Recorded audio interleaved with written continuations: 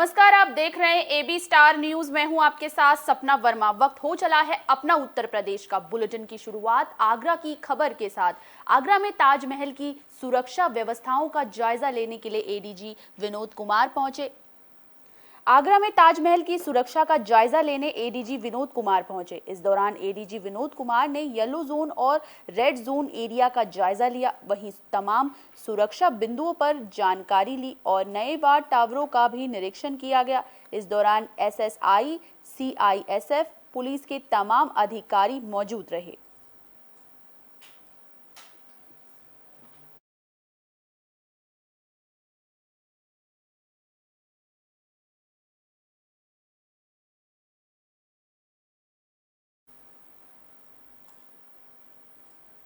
प्रतापगढ़ में एसपी की ओर से बड़ी कार्रवाई की गई है। नशे के काले कारोबार के खिलाफ ये कार्रवाई को अंजाम दिया गया है। कोहड़ोड़ थाना क्षेत्र के अंतर्गत मदनाफरपुर चौकी के करीब और थाने के करीब बाजार में खुलेआम बिक रहे गांजे की शिकायत पर एसपी ने जांच की और बैठक की। जांच के बाद थाना प्रभारी, चौकी प्रभारी और चौकी पर तैनात 8 पुलिस कर्मियों को एसपी ने लाइन हाजिर किया। इसके बाद नशे के खिलाफ एसपी ने बड़ी कार्रवाई को अंजाम दिया। एसपी की कार्रवाई से पुलिस विभाग में हड़कंप मचा हुआ है। वहीं एसपी की इस कार्रवाई की गाज 10 पुलिस कर्मियों पर गिरी है।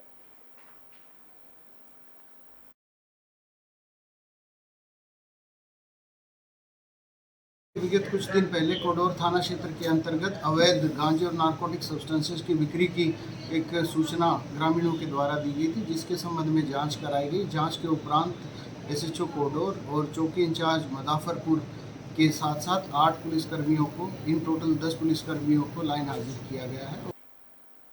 गाजियाबाद में डिप्टी जेलर अजय कुमार के नागिन डांस का वीडियो इन दिनों सोशल मीडिया पर तेजी से वायरल हो रहा है। लखनऊ स्थित एक्टिविस्ट डॉक्टर नूतन ठाकुर ने डासना में आयोजित रंगारंग कार्यक्रम में डिप्टी जेलर अजय कुमार की ओर से रंगबालाओं के साथ नागिन डांस करने के संबंध में उन्हें मिले एक वीडियो की जांच की मांग की। सीएम योगी आदित्यनाथ सहित अन्य को भेजी शिकायत में उन्होंने कहा कि उन्हें 19 सेकंड का ये वीडियो ईमेल से मिला है, जो जेल में आयोजित रंगारंग कार्यक्रम में डिप्टी जेलर की ओर से रंगबालाओं के साथ नागिन डांस का बताया जा रहा है। नूतन ने कहा कि ये वीडियो 15 अप्रैल 2022 का बताया जा रहा है। उन्होंने इस वीडियो की सत्यता की जांच कराते हुए उचित कार्यवाही की मांग की है।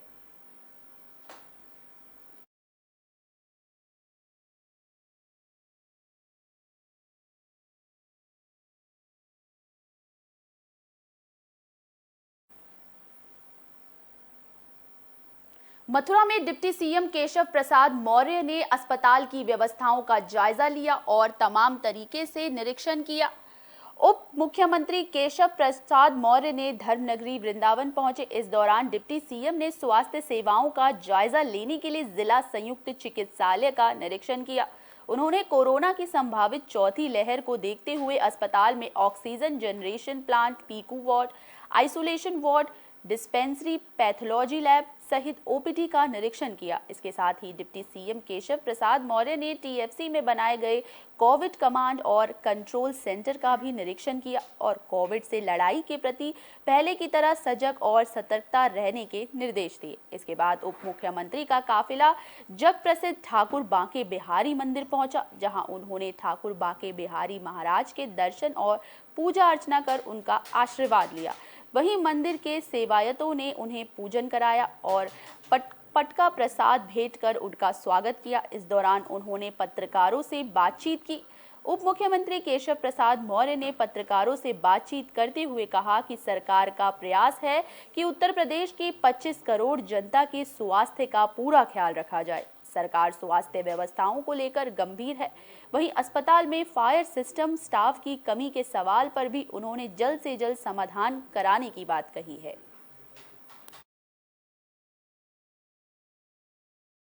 आज मैंने जिला संयुक्त चिकित्सालय का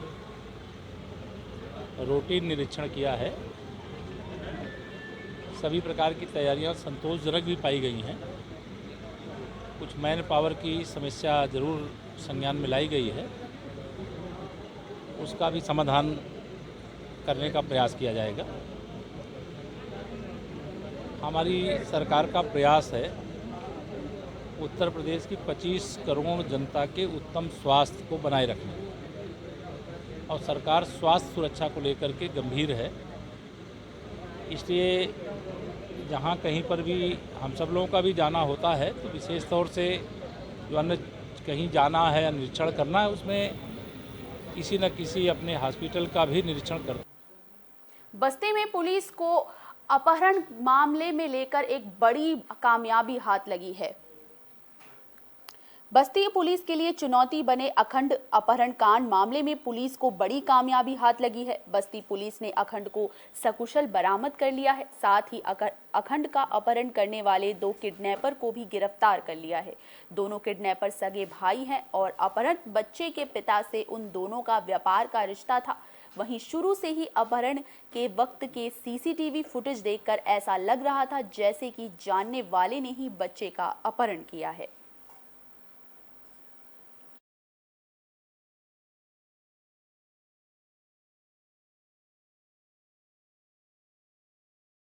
तेईस अप्रैल को जनपद बस्ती के थाना रुधौली से हुए अखंड कसौदन के अपहरण कांड का सफल खुलासा जनपद बस्ती की पुलिस ने एसटीएफ की टीम के साथ में मिलकर के 30 अप्रैल के तड़के भोर में किया और अपराध को सकुशल बरामद कर लिया है। इस संबंध में जो हमारी वीडियो सर्विलांस की टीमें लगी थी, उन्होंने अपहृताओं का हुलिया देख लिया था और जो वीडियो के माध्यम से जानकारी हो गई थी, और ये जानकारी थी कि अपहृताओं के पास में हरे रंग की HF डीलक्स बाइक है। इसी में HF डीलक्स बाइक के संबंध में हमारी टीमें कई जगह पर सर्च कर रही थी। ये बहुत ही हर्ष का विषय है और मुझे बताते हुए बहुत खुशी हो रही है कि जैसा कि आप लोग जानते हैं 23 तारीख को अखंड कसौदन ये 12 वर्षीय बच्चे का रुधौली थाना क्षेत्र से अपहरण हुआ था और शाम को अपहरण होने के बाद लगातार हमारी टीम इस पे 6 दिन से काम कर रही थी, 7 दिन से काम कर रही थी। इसमें हमारा जॉइंट ऑपरेशन एसटीएफ के साथ भी था और सभी ने इसमें बहुत मेहनत। संभल में जेल में बंद कैदी की मौत से इलाके में हड़कंप मच गया। वहीं परिजनों ने इसे हत्या करार दिया है। संभल के चंदौसी कोतवाली क्षेत्र के अंतर्गत मोहल्ला राज में 21 अप्रैल के दिन एक युवक आपत्तिजनक अवस्था में दूसरे समुदाय के घर में पकड़े जाने पर चंदौसी कोतवाली पुलिस ने कार्रवाई करते हुए युवक होरीलाल को जेल भेज दिया था, जिसमें 29 अप्रैल को किसी बीमारी के चलते जेल के अंदर बंद युवक की मौत हो गई, जिसकी सूचना युवक के परिजनों को मिली, जिसके बाद परिजनों में कोहराम मच गया और परिजनों ने चंदौसी कोतवाली में जमकर हंगामा शुरू कर दिया। हालांकि पुलिस अधीक्षक चक्रेश मिश्रा की माने तो शांति व्यवस्था कायम करने के लिए मौके पर पुलिस बल तैनात कर दिया गया है और मृतक युवक के शव का पंचनामा भरकर पोस्टमार्टम के लिए भेज दिया गया है। हालांकि पोस्टमार्टम रिपोर्ट से मौत के कारणों का अभी फिलहाल स्पष्ट नहीं हो पाया है, जिसका विसरा रिजर्व करा दिया गया है और न्यायिक मजिस्ट्रेट जज ने मामले की जांच कर मृतक के परिजनों की शिकायत के आधार पर कार्रवाई करने की बात कही है। हालांकि मृतक के परिजनों ने घर से पकड़े गए युवक को दूसरे समुदाय के लोगों की ओर से कोतवाली तक पीट कर ले जाने पर पिटाई अधिक होने की वजह से मृतक मौत का कारण बताया है।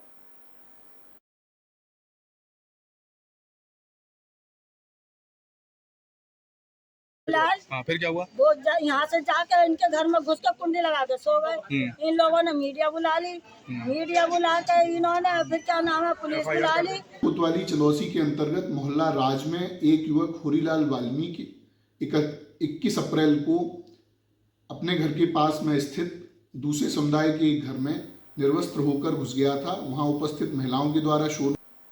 झांसी में कैबिनेट मंत्री बेबी रानी मौर्य ने अधिकारियों के साथ समीक्षा बैठक की। इस दौरान विकास कार्यों में तेजी लाने के उन्होंने निर्देश दिए। कैबिनेट मंत्री बेबी रानी मौर्य ने शनिवार को झांसी मंडल में चल रहे कार्यों की समीक्षा की। उन्होंने अधिकारियों के साथ बैठक में समीक्षा करते हुए कार्यों में तेजी लाने के निर्देश दिए। इसके अलावा 100 दिन की कार्य योजना को 100% अमल में लाने की बात कही। कैबिनेट मंत्री ने बताया कि उत्तर प्रदेश में महिलाओं और बालिकाओं की सुरक्षा के लिए विशेष सुरक्षा दल का गठन किया गया है। ये दल लड़कियों के स्कूलों के आसपास और भीड़भाड़ वाले इलाकों में तैनात रहेंगे, ताकि अगर किसी महिला या बालिका के साथ कोई घटना होती है तो उस पर तत्काल कार्रवाई की जा सके। वहीं उन्होंने दावा किया कि पूरे उत्तर प्रदेश में महिलाओं से संबंधित अपराधों में कमी आएगी। गौशालाओं के संबंध में भी अधिकारियों को दिशा निर्देश जारी किए गए। बैठक में विधायकों ने सुझाव दिया कि 2 महीने के लिए खेत इस समय खाली पड़े हैं, इसीलिए गौशालाओं में बंद गोवंशों को खुले में छोड़ दिया जाना चाहिए ताकि वो खुली हवा में सांस ले सकें। वहीं 15 जुलाई के बाद फिर गोवंश को गौशाला में रखा जाए। इस संबंध में अधिकारियों को कार्य योजना बनाए जाने के भी निर्देश दिए गए।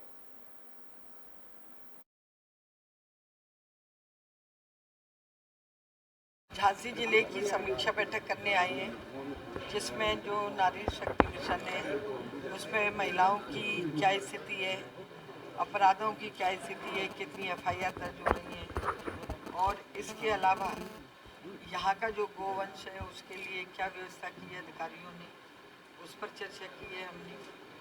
और अभी जो और कई मुद्दे आने वाले हैं जो वहाँ होंगे सीडी ऑफिस, अभी तो ये 2-3 ही मुद्दे।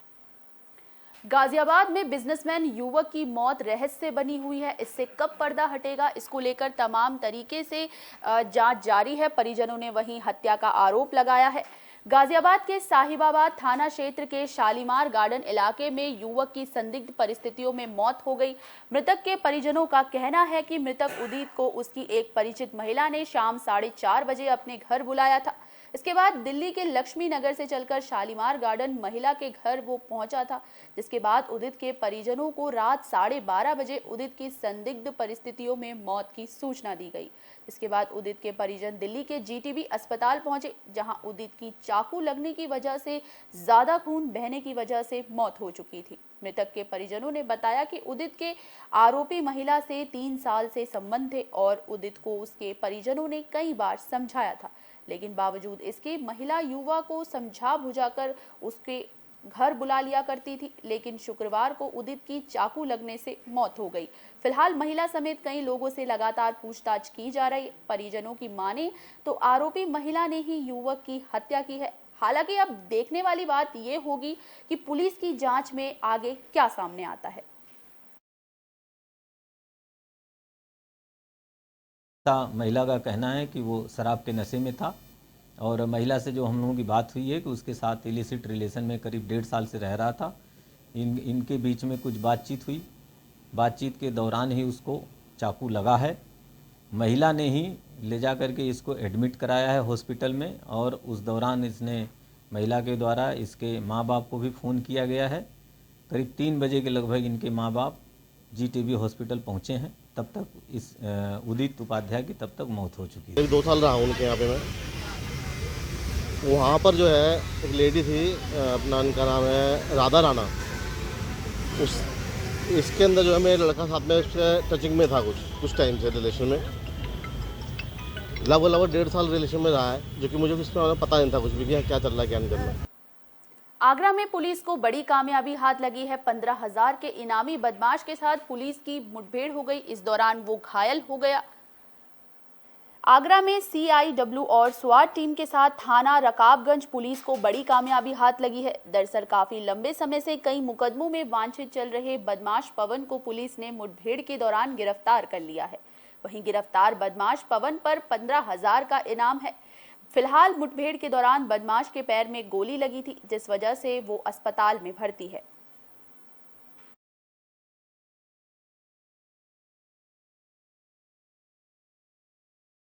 CIW और स्वाट टीम के साथ मिलकर यहां दौराने मुठभेड़ पवन कुमार नाम के अभियुक्त को, जो कि गैंगस्टर एक्ट में 11 साल से वांछित चल रहा था, उसे गिरफ्तार किया है।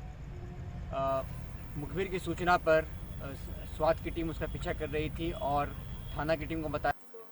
गाजियाबाद में प्रशिक्षण शिविर का आयोजन किया गया। इस दौरान पंचायती राज मंत्री मौजूद रहे। तमाम तरीके से विकास कार्यों की बात की गई। गाजियाबाद में प्रशिक्षण शिविर के आयोजन के दौरान पंचायती राज्य मंत्री भूपेंद्र चौधरी ने शिरकत की। इस दौरान प्रशिक्षण शिविर के माध्यम से जनता के साथ कार्यकर्ताओं को एकजुट होकर कार्य करने की बात कही गई। इस दौरान उन्होंने यूपी सरकार के इस विभाग में 100 दिन में पंचायत विकास योजना को आगे बढ़ाने का लक्ष्य रखने की बात कही। साथ साथ गाँव तक सभी विकास कार्यों को पहुँचाए जाने की बात भी कही। गरीब ऐसे लोग जो असहाय हैं, वो छोटे वेतन पे अपने जीवन का बसर करते हैं, संगठित असंगठित क्षेत्र के लोग काम करते हैं। ऐसे परिवारों के लिए धार्मिक और पर्यटन यात्रा जो राष्ट्र ऋषि दत्तोपंत ठेकड़ी जी के नाम से 10 नवंबर 2021 में प्रारंभ की गई थी, उस योजना के माध्यम से जो प्रचलित हुई हमारी स्कीम हुई है उत्तर प्रदेश में, उससे हम 1 तारीख को यानी कि अंतर्राष्ट्रीय श्रमिक दिवस के शुभ अवसर पर यहाँ के ऐसे श्रमिक जो लाभार्थी लाभ पाने वाले हैं उनको धार्मिक और पर्यटन यात्रा करा करके जो सरकार ने वादा किया था उसको पूरा करने का काम करेंगे। और ऐसी धार्मिक यात्रा करा करके उन परिवारों की हम निश्चित रूप से उनकी जो एक जिज्ञासा थी उसको पूरा करने का काम करेंगे। गाजियाबाद में शिकंजी के पैसों को लेकर विवाद नजर आया, जिसकी वजह से एक युवक की मौत हो गई।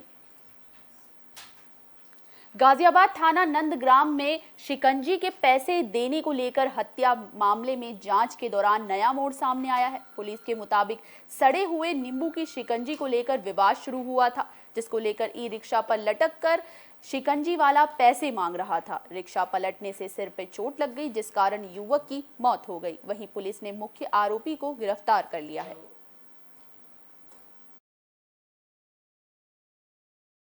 युवती ने थाना नंदग्राम में तहरीर दी थी, तो उनके पति गौरव कश्यप जो कि शिकंजी का ठेला लगाते हैं, उनके पास एक बॉबी नाम का व्यक्ति अपने 2 साथियों के साथ आया और शिकंजी के पैसे को लेकर में कुछ विवाद हुआ, जिससे बॉबी और उसके साथियों ने उनके पति के साथ मारपीट की और वो गंभीर रूप से घायल हो गए और उनको अस्पताल में एडमिट कराया गया। इस संदर्भ में थाना नंदग्राम पर मुकदमा पंजीकृत कर लिया गया था।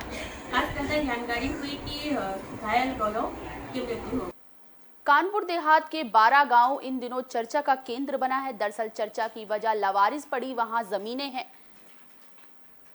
कानपुर देहात के अकबरपुर तहसील के अंतर्गत आने वाला 12 गांव इस वक्त सुर्खियों में है, जिसकी वजह सरहदों का बंटवारा होने के बाद ही यहां के रहने वाले लोगों का पाकिस्तान में जाकर बसना है। दरअसल बंटवारे के बाद उन लोगों का यहां आना जाना संभव भी नहीं हो पाया।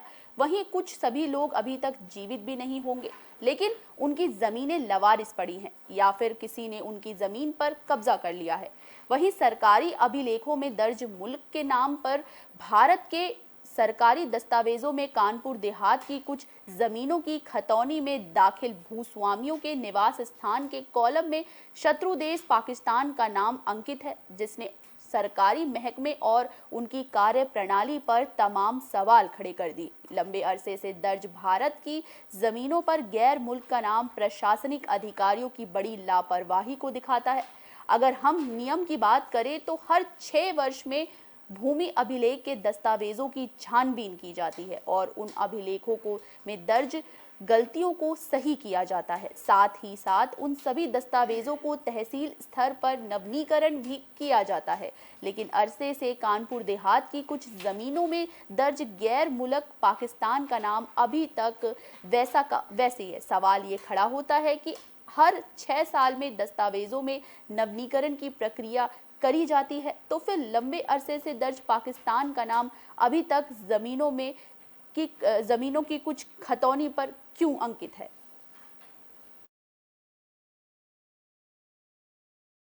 आगे पाकिस्तान भी लिखा है।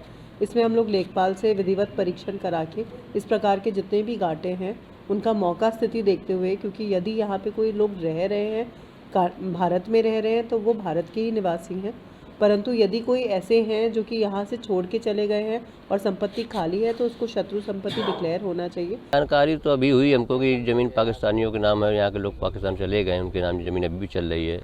तो कहीं ना कहीं हम इसको मानते हैं कि ये सरकारी तंत्र या हमारे कर्मचारी अधिकारियों की चूक रही, जो अब तक इसको जो है खारिज करके और अचूक संपत्ति इसको घोषित कर दी।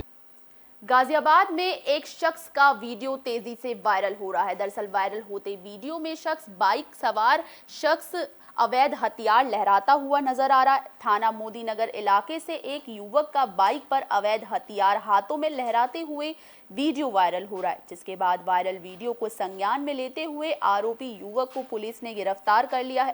गिरफ्तार युवक का नाम हिमांशु बताया जा रहा है। फिलहाल पुलिस ने युवक के अवैध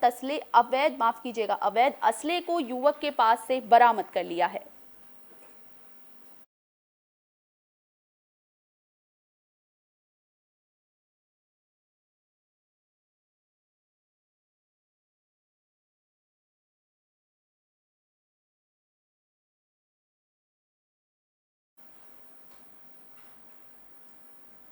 गोंडा में एक सरफिरा शख्स ट्रेन के ऊपर चढ़ गया, जिसके बाद तमाम तरीके से उसे बचाने की कोशिशें की गई। गोंडा जिले के मनकापुर रेलवे स्टेशन पर उस वक्त अफरा तफरी मच गई जिस वक्त एक यात्री ट्रेन के ऊपर चढ़ गया, जिसे आरपीएफ के जवानों ने बड़ी मुश्किल से नीचे उतार कर उसकी जान बचाई। आरपीएफ के सूझबूझ से व्यक्ति की जान बचाई गई। वहीं पास खड़े लोगों ने पूरी घटना का वीडियो बना लिया। आरपीएफ इंस्पेक्टर उदयराज ने बताया कि ट्रेन संख्या 15708 आम्रपाली एक्सप्रेस जो कि लखनऊ से गोरखपुर के लिए जा रही थी, मनकापुर रेलवे स्टेशन पर आगमन के दौरान एक व्यक्ति के ट्रेन की छत पर खड़े होने की जानकारी पर हाई टेंशन लाइट को कटवाकर उस व्यक्ति को किसी तरह समझा बुझाकर सकुशल सुरक्षित नीचे उतारा गया। वहीं व्यक्ति मानसिक रूप से ठीक ठाक नहीं दिखाई दे रहा था।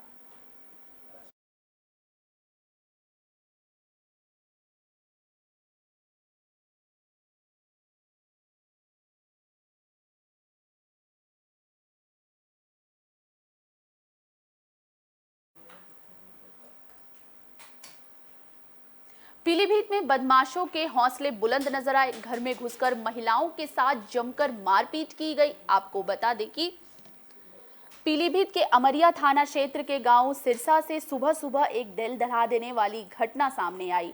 बहेड़ी बरेली के रहने वाले 19 साल के रिंकू गंगवार ने रविंद्रपाल गंगवार के घर में घुसकर उसकी बहन और मां के साथ मारपीट की और उनको बांके से घायल कर दिया, जिसके बाद चीख पुकार सुनकर रविंद्रपाल ने मौके पर पहुंचकर रिंकू पाल को अपने साथ लाए 12 बोर तमंचे से उस पर फायर कर उसे मार गिराया। वहीं गोली मारने के बाद रिंकू ने खुद को भी गोली मार ली, जिसके चलते दोनों की मौत हो गई।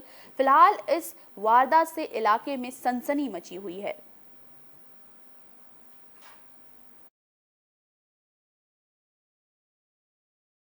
के आदमी को रिंकू गंगवार नाम के 19 साल के लड़का जो है 12 बोर के तमंचे से गोली मारकर हत्या की।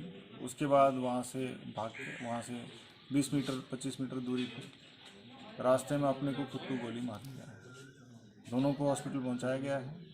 वहाँ पे ब्रॉड डेड डिक्लेयर कर दिए गए हैं, मॉर्चरी में बॉडी रखवा दी गई है। गाँव में पूछताछ के दौरान ये पता चला है कि सुबह लगभग 9 साढ़े 9 के आसपास वो रिंकू गंगवार जो बहेड़ी का रहने वाला है लक्ष्मीपुर का, वो स्वयं आया है और यहाँ पे इसके घर में घुस के रविंद्रपाल की बहन और माँ से मारपीट करना शुरू कर दिया।